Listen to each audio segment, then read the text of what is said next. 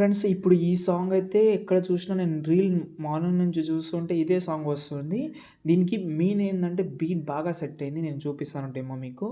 ఒకవేళ నచ్చితే లైక్ చేయండి. ఇది అయితే ఒక కన్నడ సాంగ్ ఇది. డెఫినెట్‌లీ నచ్చుతుందని అనుకుంటున్నా. చాలా బీట్ బాగుంది కాబట్టి ఎవరికైనా సెట్ అవుతుంది. ఒకసారి చూద్దాం. నచ్చితే లైక్ చేయండి.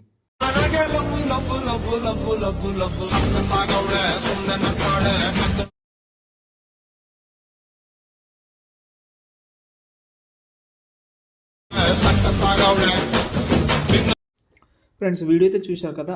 మొత్తం ఇన్‌స్టాగ్రామ్‌లో పెట్టాను చెక్ చేసుకోండి. బీట్ బాగా సెట్ అయింది దీనికి. అంటే షేక్ ఎఫెక్ట్ అనేది.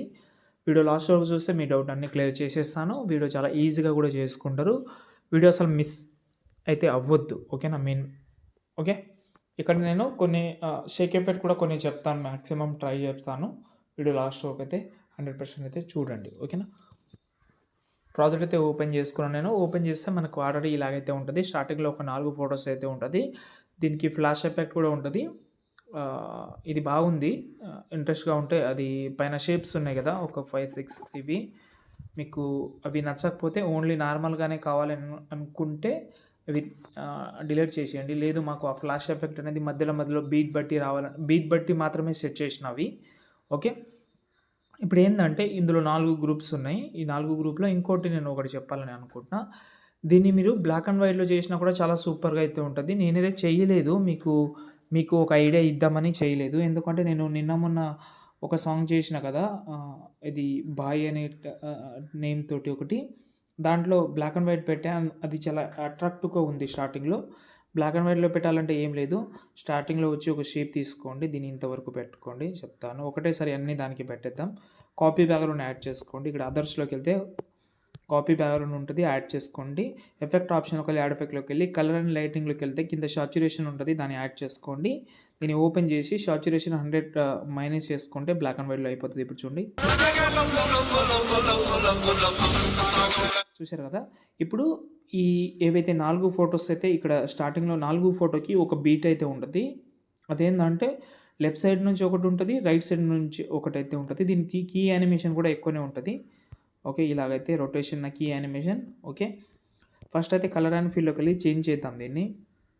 వేరే ఫోటోతోటి. చేంజ్ అయిపోయింది.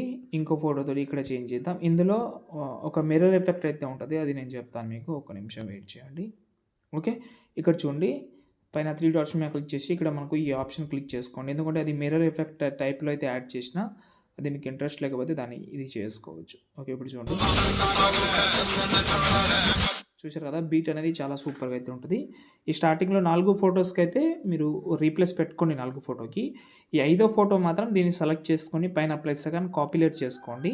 ఫోటోని డిలీట్ చేసేయండి.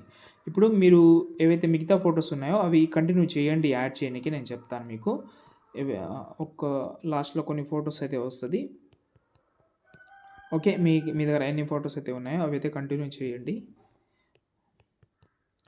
ఓకే. యాడ్ చేశారు కదా! మొత్తం 5 ఫోటోస్ అయితే వస్తది కాబట్టి ఫోటో సెలెక్ట్ చేసిన పైన ప్లస్ సెకండ్ పేస్ట్ స్టైల్ పక్కన యారో క్లిక్ చేసి కలర్ ఆప్షన్ ఆఫ్ చేసి పేస్ట్ చేయండి. ఇప్పుడు మెయిన్ పాయింట్ ఏందంటే ఫోటోస్ అనేది కరెక్ట్‌గా పొజిషన్ అనేది ఉండదు దానికి. ఒకసారి ఇప్పుడు ఈ ఫోటోస్ అనేది కొంచెం అంటే సైజ్‌లో కొంచెం పెద్దగున్నాయి కాబట్టి పర్ఫెక్ట్‌గా కనిపిస్తది. మీ ఫోటోస్ కానీ లెఫ్ట్ సైడ్ కానీ ఇలాంటివి ఇలా జరుగుతూ ఉంటది కాబట్టి కొంచెం అడ్జస్ట్‌మెంట్ చేసుకోండి. ఇప్పుడు ఈ ఫోటో ఇది ఇక్కడ చూడండి. ఈ స్టార్టింగ్‌లో ఇలా వస్తది కాబట్టి కొంచెం అడ్జస్ట్‌మెంట్ చేసుకుంటే బాగా సెట్ అయిపోతది. దాని తర్వాత మీరు వీడియోని ఈజీగా ఎక్స్‌పోర్ట్ చేసుకోవచ్చు. ఇంకేమైనా డౌట్ ఉంటే కామెంట్ చేయండి. జై హింద్.